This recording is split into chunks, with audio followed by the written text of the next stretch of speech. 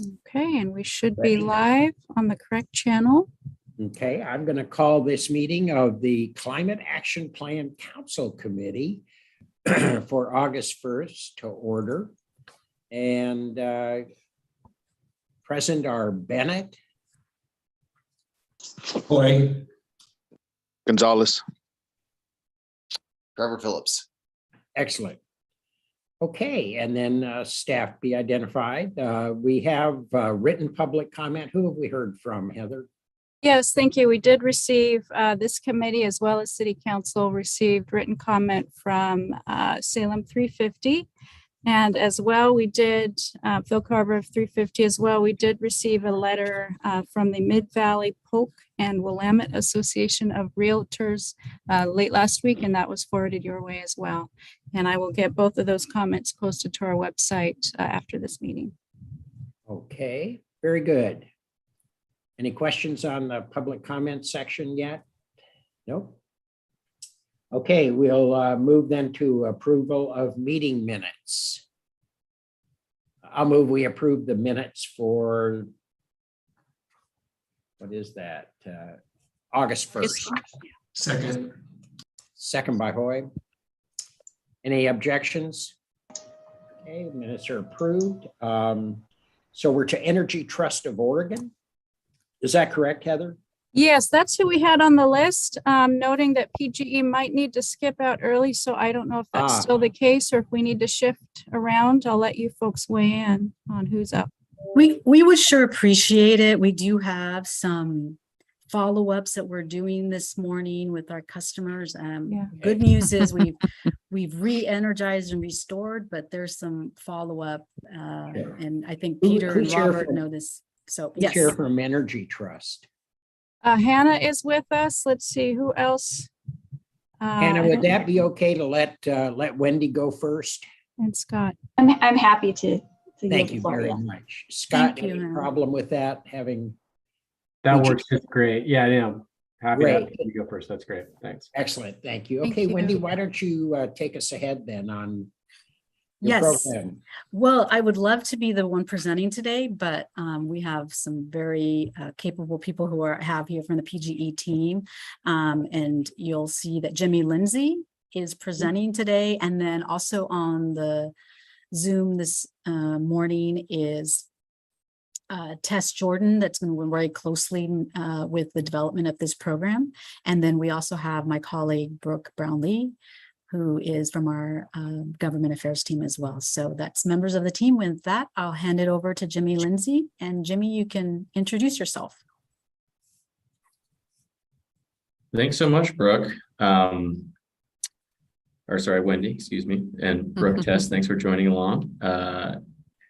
As Wendy mentioned, I'm here today to speak with the audience about PGE's efforts on its rollout of what we call a Muni Tariff that is in support of many of our sort of community's clean energy goals. Looking to describe to the group some of its main features, some of its progress to date, some subsequent process steps, and to also kind of describe how it fits within the PG's larger journey to 2040 and the decarbonization requirements associated at that point in time.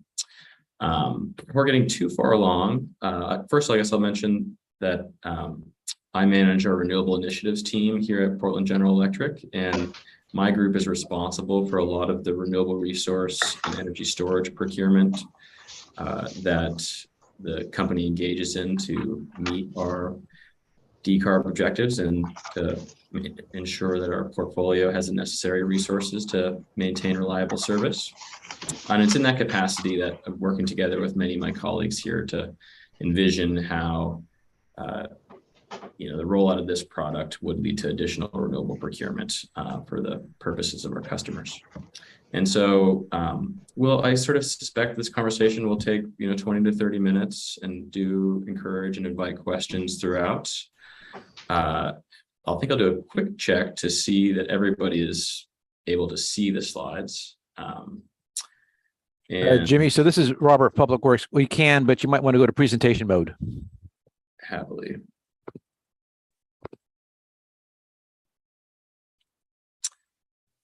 Great. There we With go. that, let's get started.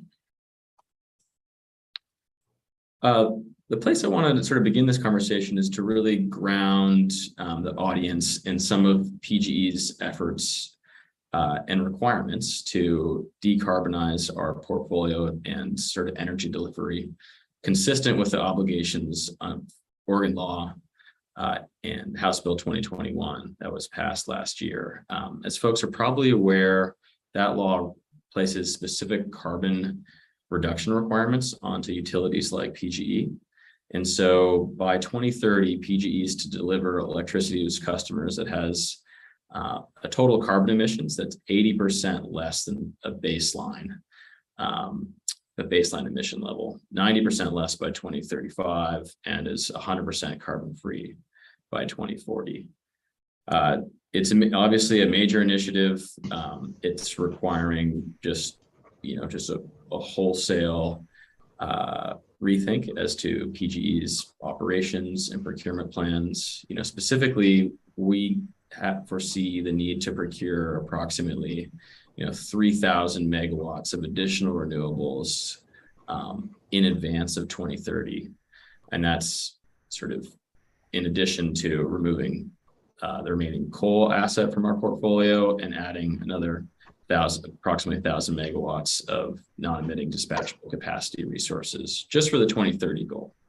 To put that in perspective, the present portfolio at PGE has about 1,000 megawatts of wind resources for a total renewable content, around 30%, and a total carbon-free content inclusive of legacy hydro, a little over 40%. So, this requirement would have us adding within 8 years a amount of renewable resources that's triples the sort of current portfolio target. And it's an important thing to keep in mind as we think about all the activities that are occurring between now and 2040.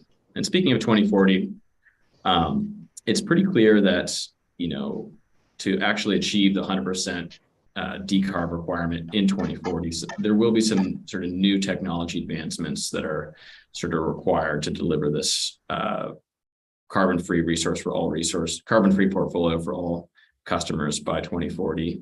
And we are being quite attentive to all the technology development that's on the horizon and sort of foresee that occurring. But it's also clear that sort of today, with the present technology profile, that 100% decarb requirement is going to take a lot of thought and a lot of preparation. So just some figures to sort of help illustrate where we are today from a system mix, where we foresee ourselves being in 2030, which is approximately 80% carbon-free megawatt hours, in addition to being 80% below emission baseline in 2030. And as mentioned, in 2040, reaching that 100% carbon-free objective. And so to kind of spell it out a little bit more, our baseline emissions are, of 8.1 million metric tons, going down to a little over 1.6 million metric tons. And sort of what's all involved in this exercise? Well, we've closed Boardman. In fact, the plant is sort of scheduled to be imploded this week. We've engaged and spent a lot of time in the last calendar year on a competitive solicitation to procure approximately 500 megawatts of renewable resources, in addition to standalone energy storage resources to support sort of reliability. Renewed a number of hydro contracts, and continuing to procure all cost-effective energy efficiency. To get us to 2030, numerous discrete portfolio activities have to continue. We have to remove ourselves from the coal strip, the position in coal strip, which is our one remaining coal asset out of Montana. Several subsequent competitive solicitations are required to procure large volumes of renewable resources to 2030, in addition to sort of a substantial amount of sort of investment in our distribution system and transmission system to ensure that it has the flexibility and capability to deliver this 80% carbon reduced portfolio by 2030. So, that's sort of the base embedded activities that are associated with HB 2021, of which there's a lot of progress that's occurring. In addition to the requirements placed on PGE by the legislature through HB 2021, many of our customers, in particularly local communities and local cities, have adopted their own local climate action goals, whereby they are expressing a goal and a desire for electric service or energy utilization within their community to sort of go beyond the specific requirements of HB 2021. So, here listed are a number of cities that have expressed their intent to be served with 100% sort of carbon free by a specific timeline. And we're aware that the city of Salem is also sort of drafting a similar sort of provision and looking forward to talking about that today. And you'll see in this list that there's a lot of similarity in these various action goals as it relates to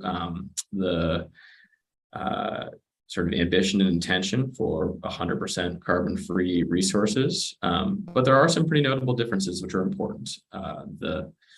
The sort of product description of clean and renewable energy as compared to net zero emissions is a significant difference that's worth tracking, and the dates are also significantly different, even though they don't appear too far apart. 2030, 2035, as mentioned, given PGE's sort of obligation to have a certain carbon-free achievement by 2035, the portfolio, the base underlying portfolio between 2030 and 2040 is changing quite rapidly.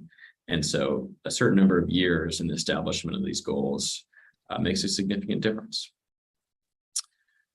Any questions on these fronts before I go ahead still further?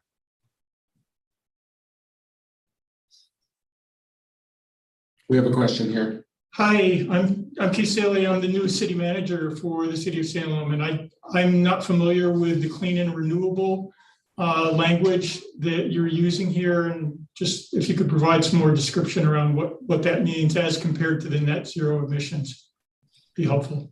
Yeah, I mean, ultimately, it's these are definitions that are advanced by the specific sort of community and can be defined differently, but generally, renewable energy sometimes can be differentiated from carbon-free energy as it relates to, what's described as a renewable resource. The Renewable Portfolio Standard, which is one of the legacy laws in Oregon and other states that required a certain percentage of utilities, electricity services to be delivered by renewable energy. And in those and through that legislation, there were descriptive as to what was qualifying as a renewable energy resource. And in particular, at least as it exists in Oregon, legacy hydro resources were not sort of designated as renewable resources in the context of that legislation. And still further, there are other sort of carbon-free resources that actually don't play much of a role in the Northwest today in our power system, but are sort of not renewable. So nuclear energy being a prominent example of a resource that's carbon-free but not renewable. So those are I think that's the main distinction I'd want to draw to your attention. Can I add that these 5 local governments within our service territory, they went through climate action processes in different ways, some of them with a lot of community involvement, and all of this precedes House Bill 2021, the enabling legislation that we're kind of working on a program to respond to. So I think that their work now is to think about, well, what does it mean to we had these conversations with our community. What do we want for ourselves? And now they are all in their own ways grappling with like, what does that mean? What does it look like to implement that? And we're in conversation, helping them understand that and look at different pathways. And they're all starting from different places at this moment. Yeah, thanks, Steph. That's a helpful add. I mean, I would look to reinforce is just, the passage of HB 2021 and sort of the embedded activities that PG and other utilities are engaged in to reach those targets is sort of a major change in context, and is sort of important to track which of these sort of goals are established sort of pre and post HB 2021. But it looks like we've got another question here from the audience. Heather, go ahead. Thank you. I just wanted to jump in as we're displaying and speaking briefly to the other communities, remind that City of Salem Council did create their own goals to reduce carbon emissions in Salem by 50% in 2035 and to become carbon neutral by 2050 as well. So I just wanted to make sure that was stated here for the record. Okay. Thank you. And we do sort of look or intend to sort of send these slides to at the conclusion of this meeting. I couldn't quite tell. Is in the sort of final row there, is there a correction that we should be editing, or is it just additional detail that? No, I just wanted to provide that clarity that we do indeed have those goals set by City Council in Salem. But Heather, on the local government climate action goals slide we're looking at, it gives a draft description of our outcomes. Does that fit what's actually being proposed by council at this point? It is one of the high greenhouse gas reduction strategies that we have in the approved plan. So that's why we're speaking to this today. Yes. Okay.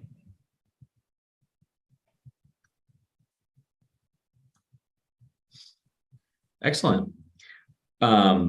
Well, one sort of product and program that can be in service of helping communities reach these climate action goals are a product that we refer to as the Muni Tariff. And it's a product that's was enabled through the legislature in House Bill 2021. And I'll describe some of these provisions in a little bit more detail, but just big picture, the notion is that a local city can elect to enroll in the program and collect funds to be allocated toward a particular business activity that would help the municipality reach their climate goal faster. And so HB 2021 does include some specific language as to like how this might work. Specifically residential and small business customers can enroll.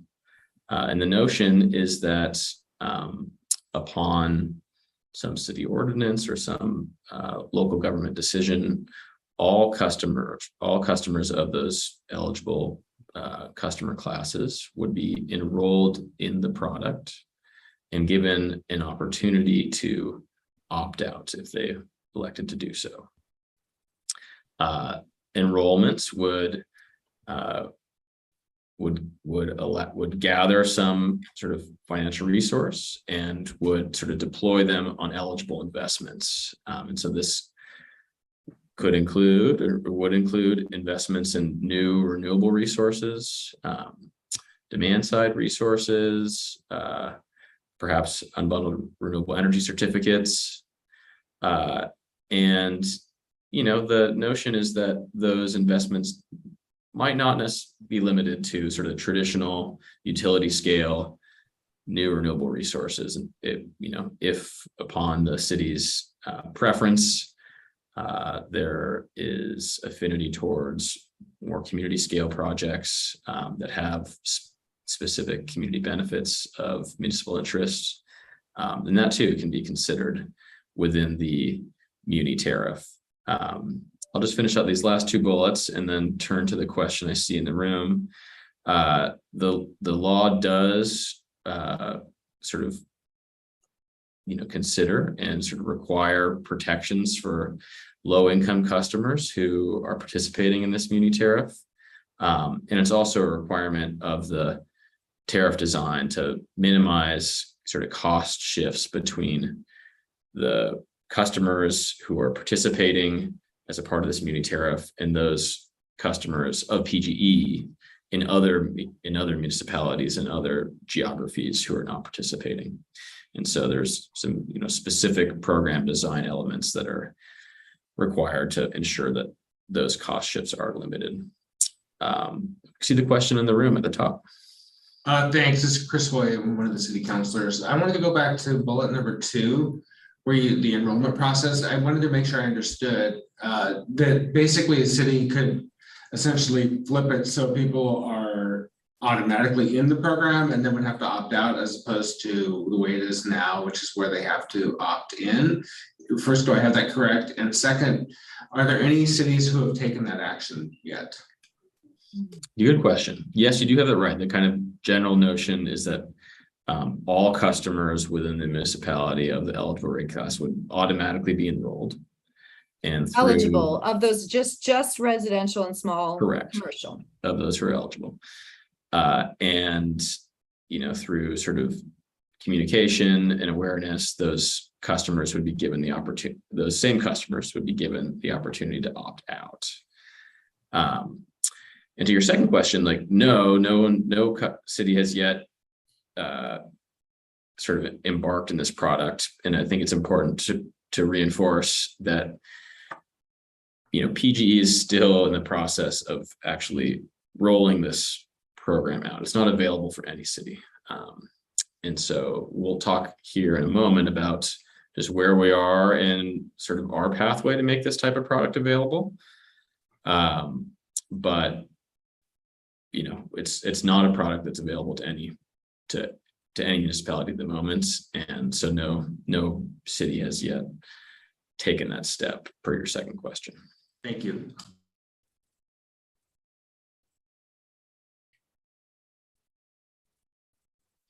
Okay, so nice segue into where is this going? So the law says some specific things about what could be included in a Muni Tariff.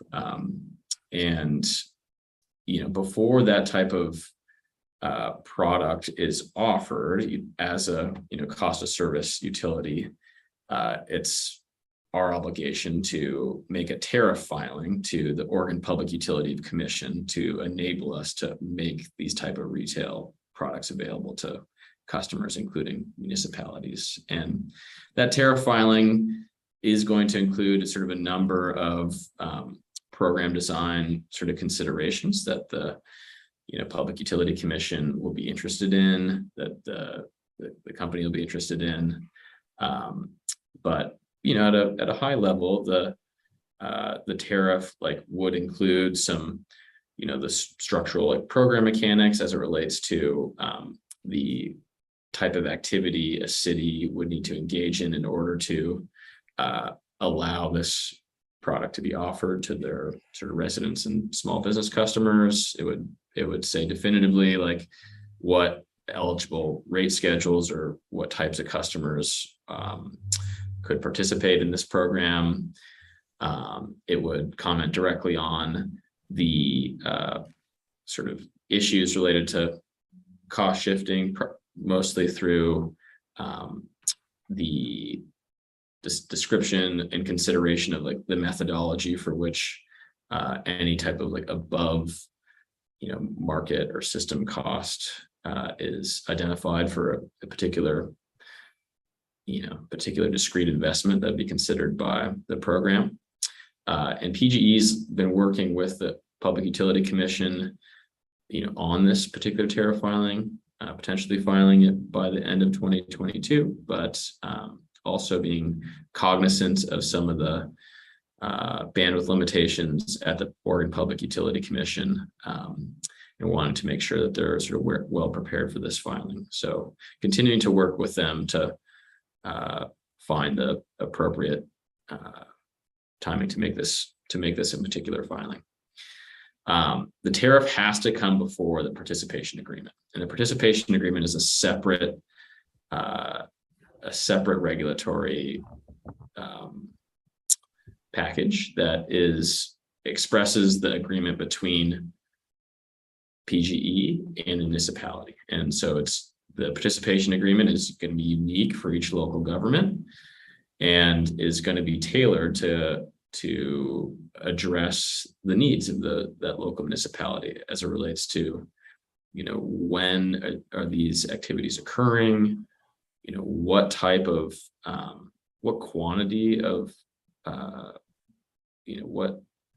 revenues would be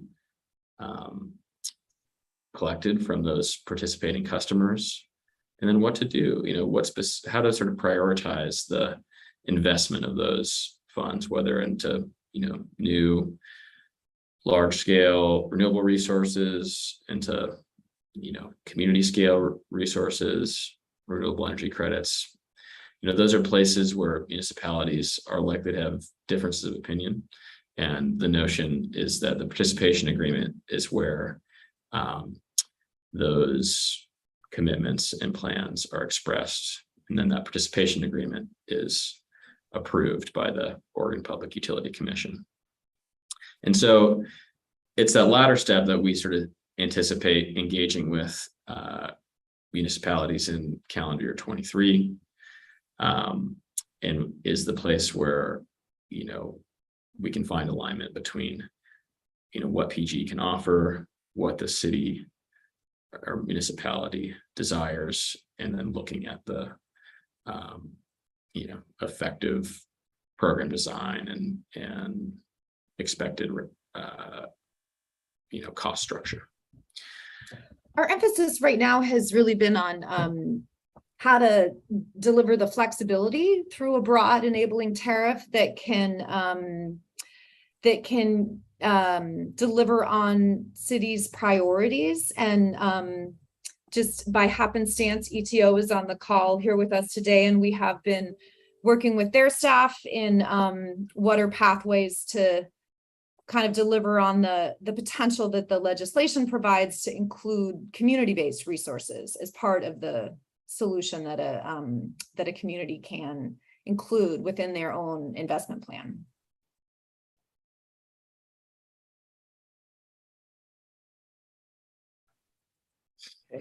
I see a question in the room.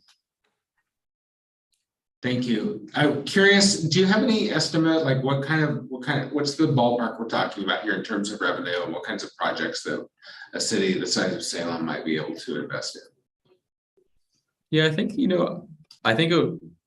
I just sort of hesitate to offer any type of estimate at the moment as to what the expected sort of cost structure might be. It would really be impacted by the specifics of the participation agreement, the specifics of what the customer is looking for, the municipality is looking for in terms of product and timing. Give me the range. We might be talking about small scale solar. We might be talking about a huge something or other. I mean, I don't know. Give me the range of possibilities. The legislation leaves it very, very broad. So on the one hand, exciting possibility for innovation, and on the other hand, kind of a lot of decision making to grapple with. So one of the things that we see that cities will need in order to engage with this is we have talked about like a template, kind of like narrowing materials to help elected staff, community kind of engage with the potential that this could open up. And that's very much still to come. Very good. Anyone else? Yeah, I think we understand that. I mean, obviously price and cost impact is. We have a follow-up. Yeah, go ahead. So Chris and I were just talking, and we were wondering, when this is implemented by a municipality, would it apply to all of the existing customers, or is this applied to new customers as they come on? How do you build the revenue source over time? Or is it really just a function of how the ordinance is written that implements it? Yeah, I mean, I think biggest picture, it's meant to be all existing customers. Right. And I think That the ordinance may, makes it real money then. yeah, it's meant to be a, you know, product that has this broad, you know, broad participation, and is collecting funds to, you know, engage in activities that move the needle on achieving these identified climate goals. And could these investments that the city is making, could they be at an individual property level for low-income people, for example, putting solar facilities on their properties, or providing them some sort of incentive to be able to participate in a community solar project? I mean, I think what's envisioned is that there is a pretty broad spectrum of possible like asset investments, and inclusive of like, you know, more locally sited community renewable resources. You know, I think, yeah, and so, you know, there are some like details that are important that I think I won't be sort of able to, you know, really helpfully wade into as to whether it's rooftop mounted or sort of ground mounted, whether it's like sub 1 megawatt class or higher, but those are important details. But at least what I can say for this program, that it's designed to support like a broad spectrum of renewable resource investment, both at like the more traditional utility scale size, and then if desired by the municipality, at sort of the smaller community scale size as well. So- Is PGE But looking at having You really a called robust, out some of the things we're grappling with. will PGE be offering a robust technical assistance program to local governments in this area? What is your role in working with government? Yeah, I mean, in this, we want to be a constructive partner. And So I you'll think, have a fairly robust technical advisory group, or how will you be handling that? yeah, I think the like issue, I mean, I think certainly like PG is going to be looking to partner with the municipality on sort of the rollout of this program. And I think, you know, the specific elements of, you know, sort of governance and committees to sort of support, you know, these investment decisions is kind of a point of detail that I think will be meted out in the participation agreement. We don't presently have sort of a template, you know, kind of committee structure to share with you. But you're planning on it. Is that kind of what you're doing at this point? You're doing the kind of work now that it'll take to have that kind of program in place to help cities, or? I think that's right. Yeah, we're engaged in sort of the feedback Okay. and conversation with cities, right, to understand what's needed on those fronts, and Right. looking to be in a position to help provide solutions. Okay, Heather? Thank you, Mayor Bannon. I don't want to rush this conversation. Just a quick time check. I think Energy Trust was also planning to speak for close to 30 minutes. So. Why don't we, are there any further questions for Jimmy and his team? Okay, we'll move then to Energy Trust. Okay, well, thank you. Thank you. Thank you, Mayor. One slide you will see when we send the final along is a list of questions that, you know, we've been sharing with some cities and municipalities that are the types of things that are, you know, important to think about in advance of arriving at the participation agreement conversation. And so do take a look at these at your leisure, and we look forward to follow-up conversations in this space. So thank you. Sure you'll have. Thank you. Okay, who's from Energy Trust then? Jay? Actually, Mr. Mayor, I'm going to defer to my colleague Hannah Cruz there, who's going to Okay. carry the ball for us today. And Scott Leonard and I will be in ready reserve should you need us. Great. Hannah? Great. Good morning, Mayor Bennett, council members, and others. I'm Hannah Cruz, the Senior Stakeholder Relations and Policy Manager at Energy Trust of Oregon. Heather, should I share my slides, or were you sharing those slides for Jimmy? Please feel free if you, hopefully you can see the option to do so. Yes, I do. All right.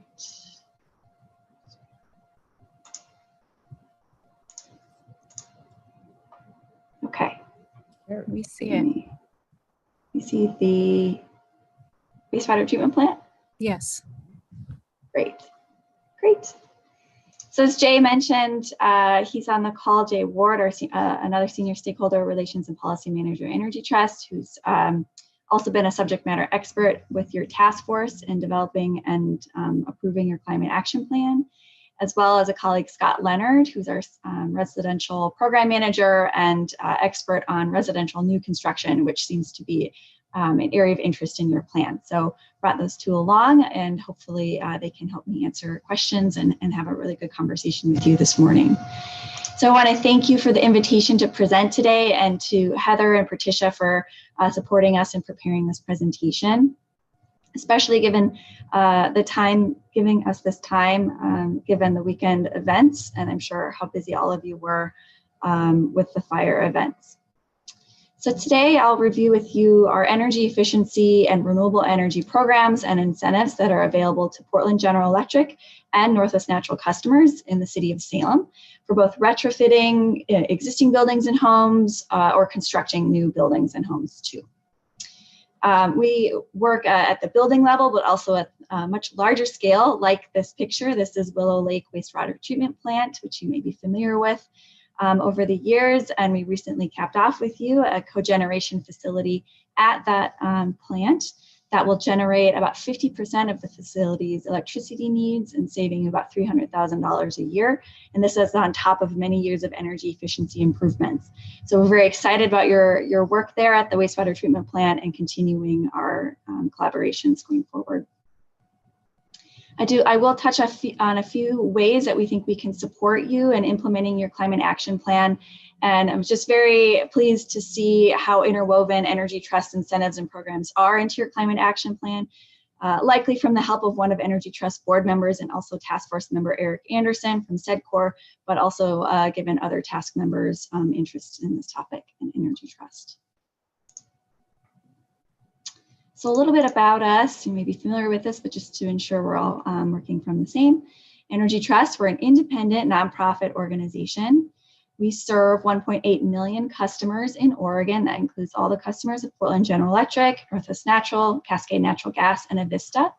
We have a little bit of service area in Washington State for Northwest Natural Gas customers up there. We provide cash incentives and training to help those customers save energy and invest in renewable energy, like solar or biopower, your project at Willow Lake, geothermal, some instances of hydropower, and a few instances of small wind.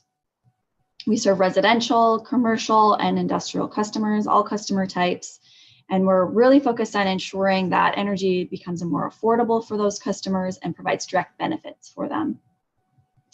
We do our work under a grant agreement with the Oregon Public Utility Commission, and we report to that commission as well as our volunteer board of directors.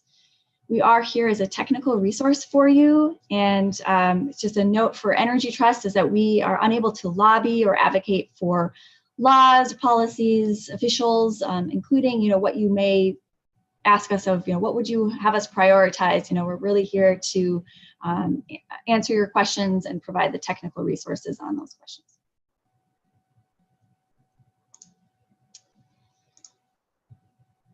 This is our service area map, and it shows those 5 utilities, including over Salem, which is a little small on this screen. But we serve those customers who are funding us, of those 5 utilities. And this excludes customers from consumer-owned utilities like Salem Electric and also customers from Idaho Power. We do serve nearly all natural gas customers in the state and including in Salem.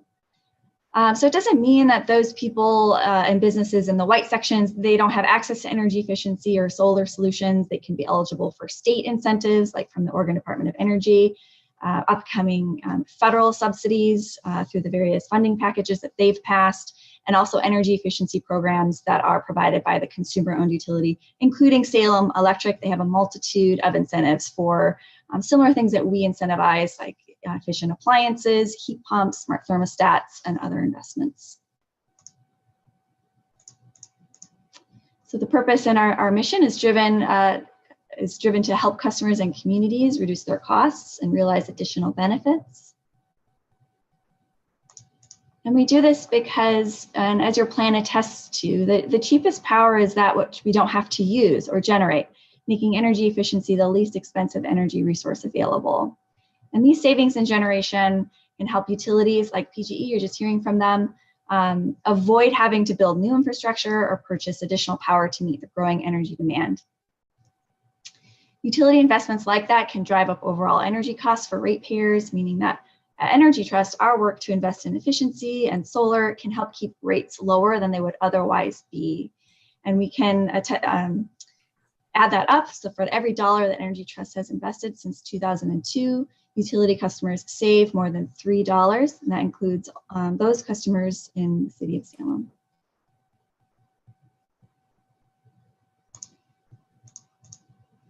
Over time, all those benefits add up, and since 2002, we've invested in nearly 789,000 homes and businesses, brought online 20,000 renewable energy systems that generate on-site energy or send local power to the grid, and helped customers save $9.7 billion on their energy bills so far. These investments through hiring a contractor, saving on your bill, and being able to spend that money on more essential activities that can drive economic activity, over $10 billion having been added to Oregon's economy since 2002. And a priority for the city of Salem is these investments improve air quality by reducing carbon dioxide emissions and greenhouse gas emissions. And we've kept through our customers' investments, kept 22.3 million metric tons of carbon dioxide out of the atmosphere.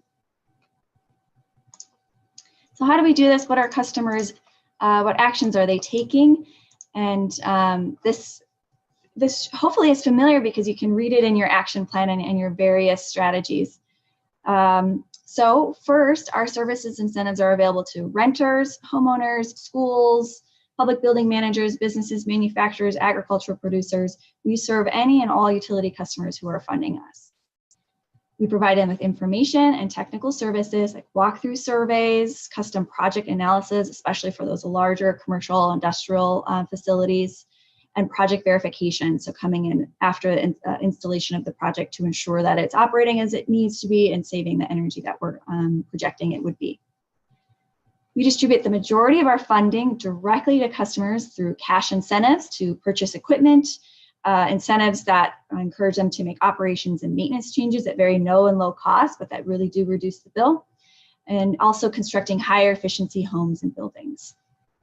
We have some instant discounts that you may go to local Lowe's or Home Depot, and that incentive, instead of having to apply through us and fill out a form, it's available as an instant discount right at when you purchase. So we have incentives in that way as well.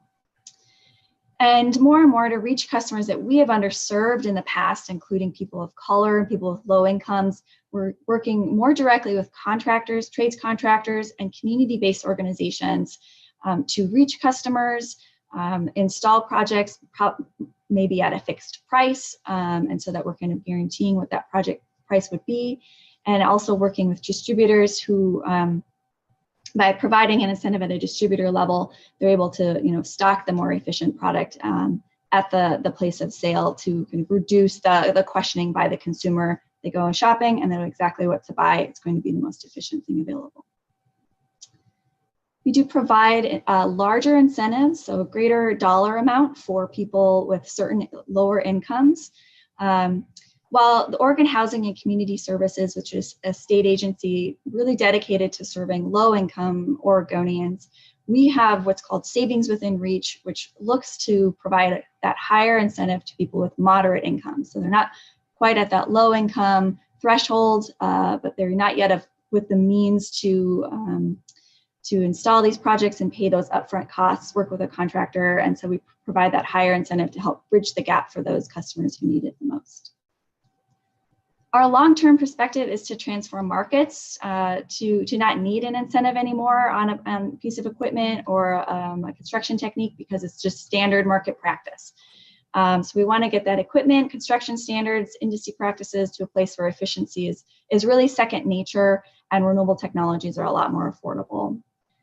As we've been working through our own kind of analysis the last probably since 2015, and realizing that while that's just a good endeavor and approach to have, we have left behind customers along the way, and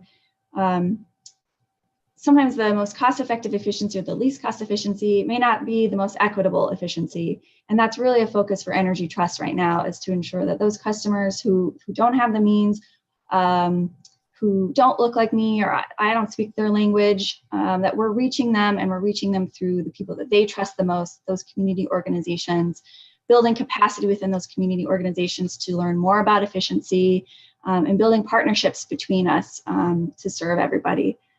Because it's just so important. Those community partners are listed on the wheel on the right, and you can see a few of the other kind of partner groups that we work with, including our partner utilities, state agencies like the Oregon Department of Energy, Oregon Housing and Community Services, I mentioned them a little earlier, and some industry partners who've been doing this for quite some time. So what we provide incentives on, I've tried to list on this slide here. These are incentives for existing homes and businesses. So in an average home, the biggest energy user is the heating system, followed by the water heater. So our incentives for residential customers in single family or manufactured homes includes incentives for high efficiency heating and cooling systems and water heaters, insulation, free duct sealing in manufactured homes, incentives for Energy Star appliances and windows, smart thermostats, and solar systems. Looking at the house as a system, beneficial investments are in the heating system itself and improvements that support that heating system, like insulation and windows. On the commercial and industrial columns, so the yellow and the blue, or the green and the blue. And this is also where support for multifamily property owners and residents falls. We offer a variety of cash incentives no matter the size or type of the business. And those upgrades can deliver long-term savings and reduce the operating costs. We do provide free lighting for small and medium-sized businesses at their existing commercial buildings or at multifamily properties. In all instances for our business customers, solar is an option, and we're seeing an increase in that interest for solar paired with battery storage to help those buildings stay powered during an outage, as we've all kind of experienced this weekend. Knowing that efficient new construction is of interest in your climate action plan, we wanted to provide a few slides on what that looks like with Energy Trust. So on residential new construction, we provide both support and offers to advance the building industry. Support is in the form of training and technical resources to help the construction industry prepare for code changes. Training and education is provided in collaboration with the State Building Codes Division, Northwest Energy Efficiency Alliance, the Oregon Department of Energy, and the Home Builders Association. And this is to ensure that architects, engineers, general contractors, and developers are aware of the state's new codes and new building design techniques. We're also a resource to trade allies, builders, subs, and verifiers from their design all the way through final verification. When we offer an incentive on a home through our energy performance score, it means that the home has been built above the minimum energy code. And so that incentive is really meant to push the market into higher levels of efficiency and to incorporate solar. The energy performance score, or EPS, is a modeled energy performance score, and it's based on a whole home approach that considers the HVAC, water heating, building envelope, and appliances. And you can see at the bottom of the list some other ways that we incentivize new construction. We also do provide incentives for energy efficient new manufactured homes, which may be of interest to you all. So the cash incentive is for the purchase of efficient manufactured homes built to the Energy Star or the Northwest Energy Efficient Manufactured Home Standard. You can take a look here on this chart to see the sliding scale increases as for the incentive. So the incentive increases as the efficiency level of the home increases. Again, the home must be at least 10% more efficient than code. And on general, homes that receive an EPS or an energy performance score with Energy Trust are about 10 to 35% more efficient than code. We have around 200 builders in our program, both production builders and custom builders. And in that service area with those 5 utilities, about a third of homes that are built, a third of them receive an energy performance score.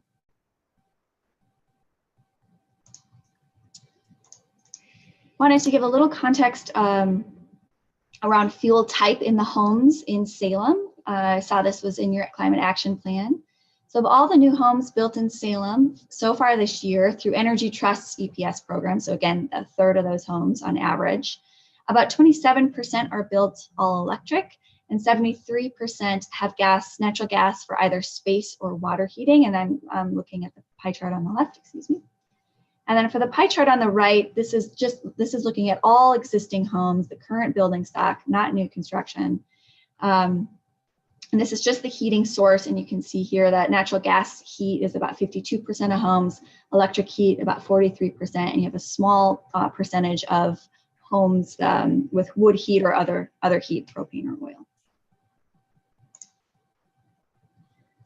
On the commercial side, we similarly support new construction as we do on the residential side, everything from a new hospital to affordable housing, including this is an affordable housing unit out in Prineville. And just like on the residential side, we're supporting the market through training, education, and working with those same partners like the Building Codes Division and NIA to help prepare all those actors for the next code. And they're much more rapidly advancing codes with each cycle that comes up. So it's becoming more and more of a challenge as each code update comes through. Same on the residential side, we offer incentives to push the buildings beyond code through efficient equipment and designs and by incorporating solar. We are fuel agnostic when it comes to new construction on both residential and commercial, whether it's all electric or includes natural gas. We could definitely not do our work without the trades. We have a trade alley network, and this network of independent businesses, these are the contractors and professionals throughout the service area who are making those energy upgrades, working with customers. They're the most knowledgeable about site-specific needs and what customers, what equipment would benefit customers the most. So trade allies is what we call them, trade ally contractors. They are trained on our incentives and our efficiency standards, and they help to simplify the participation process for customers. We have about 1,900 local businesses in our trade alley network, and we have a tool on our website called the Find a Contractor tool where you can type in your address and find contractors near you. Looking at Salem, we wanted to provide you with a list of the Salem area home builders that we're working with, most of them, and some of them we don't yet have them in our program, but you have a good list here of home builders. I just have about 1 or 2 slides. Apologies for taking up all your time. Just wanted to show here on our results in Salem so far.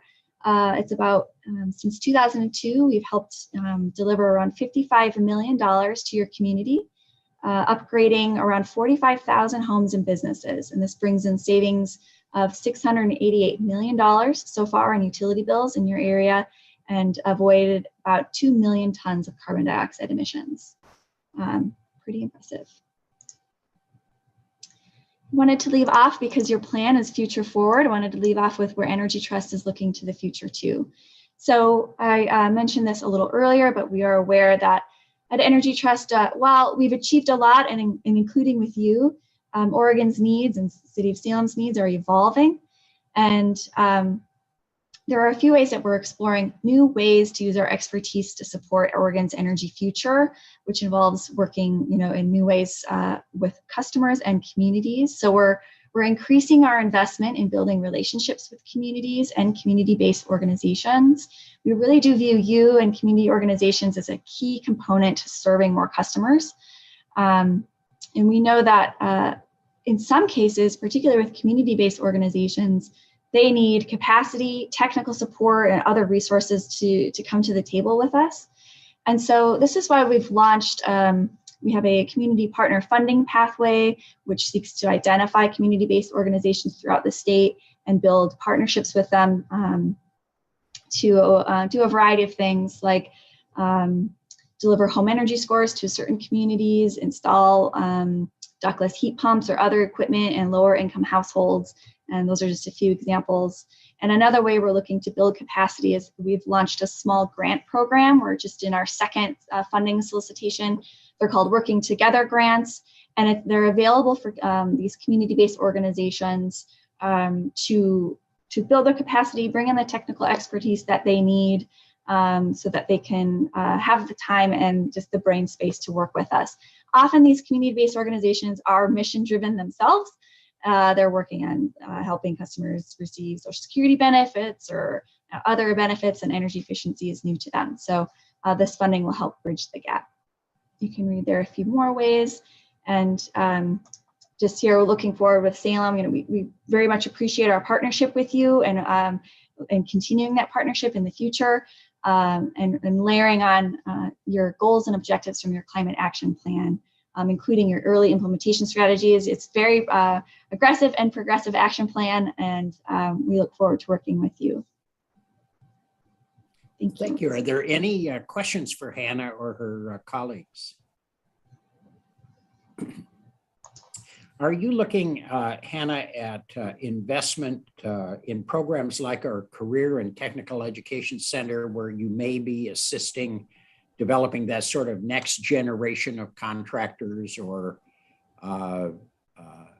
tradesmen and women in these areas? Is that an activity you all are involved in? Yes, Mayor Bennett, and I'd like Scott to answer you on that one. He knows a few more details than myself. Hi, I'm Scott Leonard, and I work on a new construction program. And a great question. So important to make sure that we're connecting people interested in developing into the new workforce.